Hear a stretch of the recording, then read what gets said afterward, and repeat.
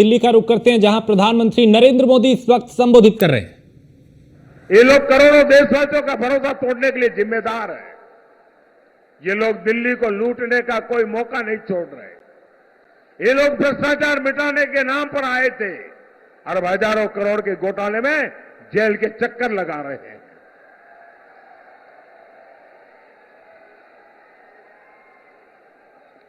और ये कांग्रेस, ये तो पूरी तरह एक्सपोज हो गई है। पहले कांग्रेस वाले पत्रकार वार्ता करते करते करते क्रेडिट लेने के लिए तूफान मचाए रखा था। वो कहते थे शराब घोटाले के पर्दाफाश का क्रेडिट कांग्रेस को जाता है। फिर शाही परिवार के कहने पर भ्रष्टाचारी को ही गले लगा लिया। कांग्रेस के स्थानीय नेताओं को भी समझ नहीं आ रहा है कि करे तो क्या करे। दिल्ली, हरियाणा, यहां दोस्ती और पंजाब में कुश्ती, ये ढोंग कब तक चलेगा? दुनिया देख रही है कि कैसे एक भ्रष्टाचारी दूसरे भ्रष्टाचारी को कवर दे रहा है। साथियों, एक जमाना था जब कांग्रेस पूरे देश पर राज करती थी। उनकी उंगलियों के इशारों से सरकारें बनती थी और गिरती थी। कांग्रेस की 4 पीढ़ियों ने दिल्ली पर राज किया, लेकिन आज ये दिल्ली में 4 सीट तक लड़ने की उनकी ताकत नहीं रही है। कांग्रेस इस सीट पर भी नहीं लड़ पा रही है जहां देश की सौंदर्य है और जहां इनका 10 जनपद का दरबार है। लेकिन फिर भी कांग्रेस का घमंड नहीं टूटा है।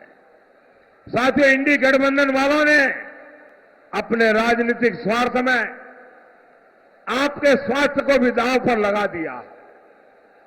यहां केंद्र सरकार के अस्पतालों में 5 लाख रुपए तक मुफ्त इलाज हो रहा है, लेकिन इंडी वालों ने यहां आयुष्मान भारत योजना पर रोक लगा रखी है। मोदी ने अब तय किया है हर परिवार के 70 वर्ष के ऊपर के बुजुर्गों को भी मुफ्त इलाज की सुविधा मिलेगी और इससे परिवार के खर्च में बहुत बड़ी राहत होगी, बहुत बड़ी बचत होगी। लेकिन इसका फायदा दिल्ली सरकार के अस्पतालों में आपको नहीं मिल पाएगा। ये लोग दिल्ली के एक भी बुजुर्ग को भारत सरकार की योजना का लाभ नहीं लेने देते। मेरा आपसे अनुरोध है, 70 साल के ऊपर के सब लोगों को मिलिए, उनको बताइए कि मोदी ये देना चाहते हैं, लेकिन ये दिल्ली की सरकार रुकावट बनी है और एक भी बुजुर्ग का वोट ये इंडी गठबंधन वालों को जाना नहीं चाहिए। भाई और बहनों, जब 24 घंटे दिमाग में सिर्फ वोट बैंक चलता हो, तब न इस तरह की योजनाएं संभव होती है और न ही विकास का कोई अता पता होता है। इंडी गठबंधन का यही हाल है। ये तस्वीकरण के लिए सारी हदें पार कर चुके हैं। इनका मैनिफेस्टो देखिए, ऐसा लगता है जैसे मुस्लिम लीग के दबाव में तैयार किया। ये लोग खतरनाक खेल खेलने जा रहे हैं। मैनिफेस्टो में लिखा है अब सरकारी टेंडरों को धर्म के आधार पर देना चाहते हैं। ये स्पोर्ट्स टीमों में भी धर्म के आधार पर सिलेक्शन करना चाहते हैं। ये देश के बजट को धर्म के आधार पर देना चाहते हैं। और यही नहीं, कांग्रेस के शहजादे आपकी संपत्ति का एक्सरे कराकर आपके घर पर छापा मारकर आपकी संपत्ति का आधा हिस्सा अपने वोट बैंक को देना चाहते हैं। और ये पिछले कई वर्षों से ऐसा करते भी आ रहे हैं। आप जानकर चौंक जाएंगे, 2014 में चुनाव की घोषणा होने के समय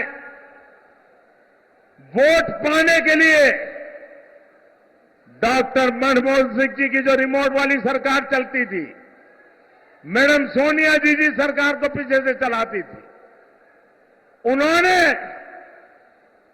वोट बैंक के लिए वोट जिहाद करने वालों से सौदा किया और सौदा किया वो कांग्रेस को वोट देंगे, बदले में कांग्रेस क्या देगी? दिल्ली के लोगों की संपत्ति, हिंदुस्तान के लोगों की संपत्ति, भारत की महान विरासत, 123 प्रॉपर्टी, 123 प्रॉपर्टी रातों रात वोट पाने के बदले में वक्फ बोर्ड को सौंप दी गई थी। ये आपकी प्रॉपर्टी है दिल्ली वालों। 123 प्रॉपर्टी, एक दो नहीं, एक ही निर्णय में, और मकसद यही था कि इनका वोट बैंक खुश हो और चुनाव में उनको फायदा हो। ये संपत्तियां दिल्ली के प्राइम लोकेशंस में है, जहां एक एक गज जमीन की कीमत कई कई लाख रुपए है। क्या इस लूट को दिल्ली के लोग बर्दाश्त करेंगे क्या? क्या ऐसे लोगों को माफ करेंगे क्या? इनको चुन चुन करके साफ करेंगे कि नहीं करेंगे? भाई और बहनों, ये मौका परस्त गठबंधन तुष्टीकरण के लिए देश में हिंसा भी फैला सकता है। याद कीजिए, सीएए कानून आया था तो इन्होंने दिल्ली को महीने तक बंधक बना दिया था। पहले रास्ते रोके और फिर दंगे कराए, लेकिन आज पूरा देश ने कहा है कि इनके झूठ का पर्दाफाश हो चुका है। दिल्ली में कई कई सालों से रह रहे शरणार्थियों को भारत की नागरिकता मिल रही है, और अभी ये दो परिवार यहां आए थे, वो प्रताड़ित होकर करके आए हुए हैं पड़ोस में से, उनको नागरिकता मिली, वो खुशी जताने के लिए आए थे।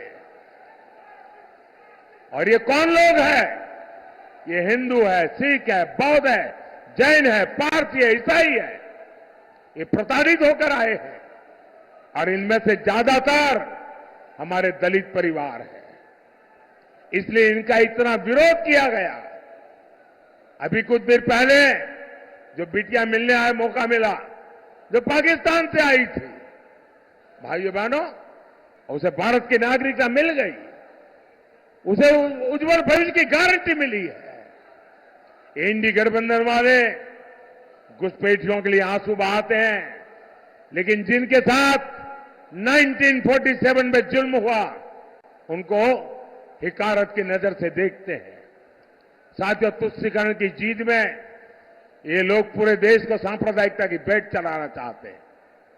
बाबा साहब आंबेडकर धर्म के आधार पर आरक्षण के खिलाफ थे, लेकिन ये खुलेआम कह रहे हैं एससी, एसटी, ओबीसी का आरक्षण धर्म के आधार पर बांट देंगे। साथियों, राम मंदिर को लेकर भी इनका रवैया आज पूरा देश देख रहा है। अब ये लोग अयोध्या में राम मंदिर से जुड़े सुप्रीम कोर्ट के फैसले को पलटना चाहते हैं। ये खुलकर के कह रहे हैं आर्टिकल 370 वापस लाएंगे। ये खुलकर कह रहे हैं कि भारत के हमारे परमाणु हथियारों को खत्म कर देंगे। क्या ऐसे खतरनाक गठबंधन को आप एक भी वोट मिलना चाहिए क्या? साथियों, 25 मई को जब आप वोट डालने घर से निकलिएगा तो विकसित भारत का लक्ष्य याद रखिए। आपको पूर्वी दिल्ली से श्री हर्ष मल्होत्रा जी, उत्तर पूर्वी दिल्ली से मनोज तिवारी जी, और चांदनी चौक से प्रवीण खंडेलवाल जी को रिकॉर्ड वोटों से विजयी बनाना है। और मेरा आप सबसे आग्रह है, पहले मतदान फिर जलपान, पहले मतदान फिर जलपान। मेरे साथ बोलिए, भारत माता की, भारत माता की, भारत माता की। बहुत बहुत धन्यवाद। बहुत बहुत बहुत बहुत धन्यवाद।